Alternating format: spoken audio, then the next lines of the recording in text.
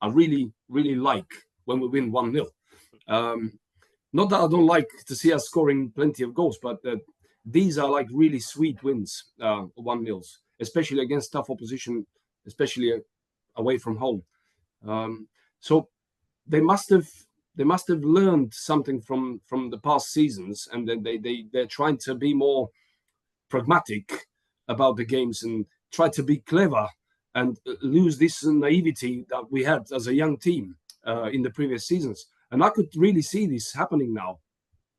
Whether this is because of the manager, whether this is because of the players are growing up and getting more experienced and getting more confidence, maybe it's a bit of a combination of all that. But the results are there, and then hopefully they can carry on like this. Yeah, and Justin, we seem to be setting up in a different kind of way, aren't we? Because previously we would normally play with two kind of sitting midfielders and then a number 10.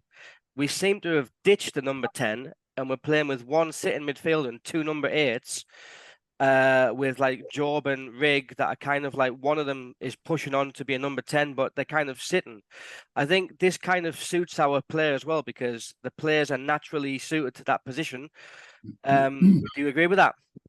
Yeah, I think that's it exactly. It's no longer the case of square pegs in round holes. We're picking the players in their strongest positions, or where they can do the job. I mean, obviously against Portsmouth, Job dropped back into that defensive holding position more than he had done before. I think people had assumed that Brown was going to do that, but Brown really is more of an attacking midfielder, so absolutely made sense. And I think to Danny's point, we've kind of gone back to playing as we did when Mowbray first came in. It was very much a sort of fluid counter-attacking style, whereas under sort of Beale and Dodds, it was more about keeping possession of the ball because the opposition can do any harm to you if you have the ball. I think the problem we had though was we were doing no harm to the opposition because we were just fanning about and passing the ball from side to side. It was possession for possession's sake. Whereas at least now I think Labrise has come in and you can see the sort of triangles that he works on in training. And I think the word from the Lorient team that he left in France was that they were very much a sort of fluid counter-attacking side, and that seems to be the style that we're looking to play. I think that the challenge will be when we come up against a team that sits back and defends against us. So that's been kind of our kryptonite in the last couple of seasons. We've struggled to break teams down when they just sat deep. So it'll be interesting to see. Like Plymouth, I would suspect will probably not be coming at us all guns blazing. So we need to find a way to break those teams down. But I think we have the passers in the team now. I think Job and Rig and Brown, all very good passers of the ball. Mundell and Roberts on the wing seem to be coming into form.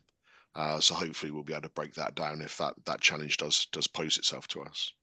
Yeah, and one thing as well that I've noticed is that we do recover possession very quickly with the high press. Yeah. Especially Job and Rig, they're very kind of intense with the high press, and we lose the ball. Well, they play off from the back of the teams, and we pick up the ball so quickly.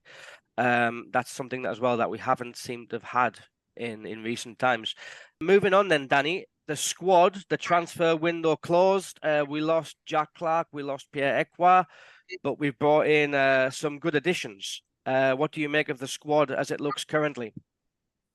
Well, obviously the main news was to do with Jack Clark leaving the team, and then I don't think anybody's surprised by that.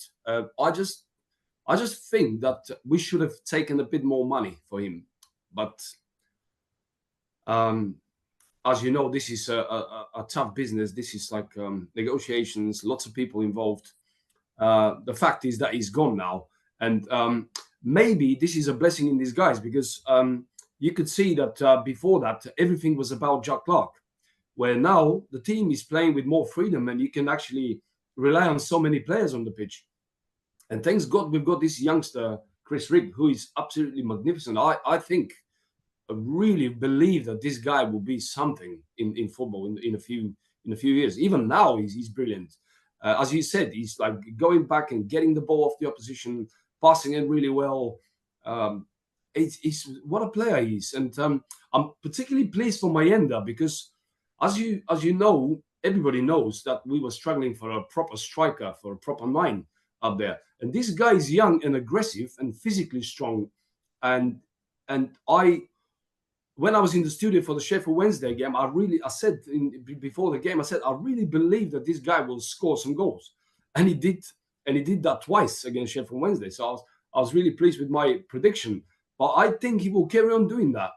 And the other guy that deserves mentioning is Romain Mundel, that he came to replace Jack Clark, and obviously this was quite a tough job to do after Jack Clark is gone, and he's done really well. He scored 2 goals.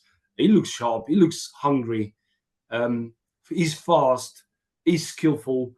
I think the whole squad now looks pretty decent, and this is not because of the 4 wins.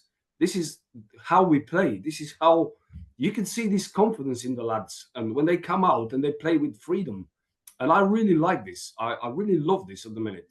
And I mean, I'm just hoping this will continue for the rest of the season. Yeah.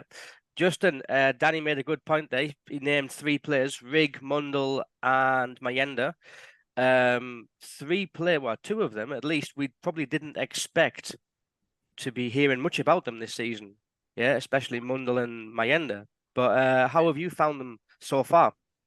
Yeah, I mean, to Danny's point, I think Mayenda's, it's not just been about the goals with him as well. He works really hard for the team, and he's leading the press.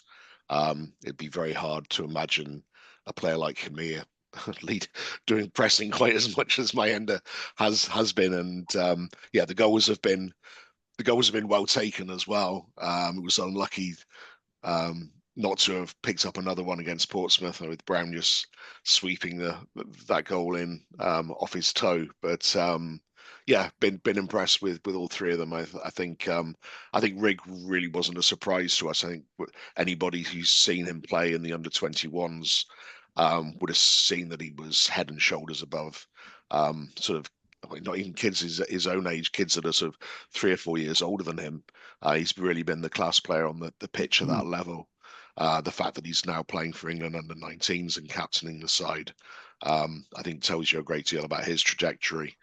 Mundel's been a pleasant surprise. I mean, he looked a little bit, I would say, clueless last season, but he's obviously taken a little while to get back up to speed in English football. I mean, he left Spurs to go to Belgium and really wasn't playing very much there at all. Obviously, Spurs picked him up as a replacement for Jack Clark, and we've kind of done the same thing as well. Yeah, I mean, he looks good. I mean, he has the ability to go both sides, whereas Clark was perhaps a little bit inclined to stick to coming inside and becoming predictable, and struggled when he had 2 men up against him, which a lot of teams were doing. Mundel, I think, has that ability to go outside as well. And I think that the fact that we have both him and Roberts on the wings firing makes it harder for teams to double up because they don't know which side the threat's going to come from. So that's been really heartening. I think the question really with the players that we brought in is where do they fit in? I mean, Mepham you would think at centre back, having come from Bournemouth on loan, really would be looking to be playing. Obviously, Alacy's injured, but at the moment you'd be hard pushed to drop Ballard or 09, to be brutally honest. So you wonder whether they're thinking about potentially moving to a 3 at some point, or whether Mepham is truly just coming in as cover at the back. I think the lad that we brought in from, I think it was Lens, Samad, he looks like a really class player. And again, I mean, he was playing Champions League last year, so you can't really imagine that he's going to expect to come in and warm the bench. So you wonder sort of where he fits into the puzzle. I think Lebris has sort of said himself that he expects to be rotating players to keep people fresh. And I think that in these days, it truly is a squad game where you really don't expect to see the same 11 turning out week in, week out. So he looks like he's an option for us. Wilson up front looks sharp. I think he might need a little bit of time to come in, get up to speed. Poveda, you would expect, would be knocking on the door as well. I mean, it's all round. I think they've provided good options, good cover, and I think they are players of the ability to come in and, if not necessarily make a difference, but at least not dilute the strength of the team when they come on. I think that was the thing for me last season, was when we were making substitutions, we were bringing in fresh players, but not necessarily as strong players. So you could see the quality drop when we were making substitutions. This season, when we sub players on, like the quality is not dropping at all. I think that's credit to the recruitment team. The only place I would say that we're light at the moment really is at fullback. I think we're obviously right side. If anything were to happen to Hume, I mean, 09 could play right back potentially, or we might go to a 3 and have Roberts as a wing back. I think the left back situation is, now that Alesi's out for probably 3 months, I think that does leave us very light, because Huggins isn't going to be back until probably Christmas as well. So, and I've not seen anybody really at the under-21 level that looks like they could step up in that position. Yeah, I agree with that. I think our midfield and forward options are very strong. Especially when you look at the wings, you've got Robertson, Poveda on the right. You've got Mundell, you've got Rusin, Tommy Watson is tearing up in the 21s. And then you've even got little Jewison Bennett, who's been the forgotten man. I think he's just been a bit unfortunate that Jack Clark was so good. But yeah, I think the defense is a bit of a worry, because for left back currently, we've got Leo Hjelde and Joe Anderson, and Leo Hjelde is not exactly one of the popular figures at the moment, is he not? What do you think, Danny? Well, yeah, I think when we got him, it was from Leeds, wasn't it? Yep. In the first few games, it was all quite okay, but then after that, it just faded away, and he was making so many mistakes, and you can see that the guy is not confident enough, and it's quite worrying. But I think Anderson is gone now, isn't he? He's released or not? No.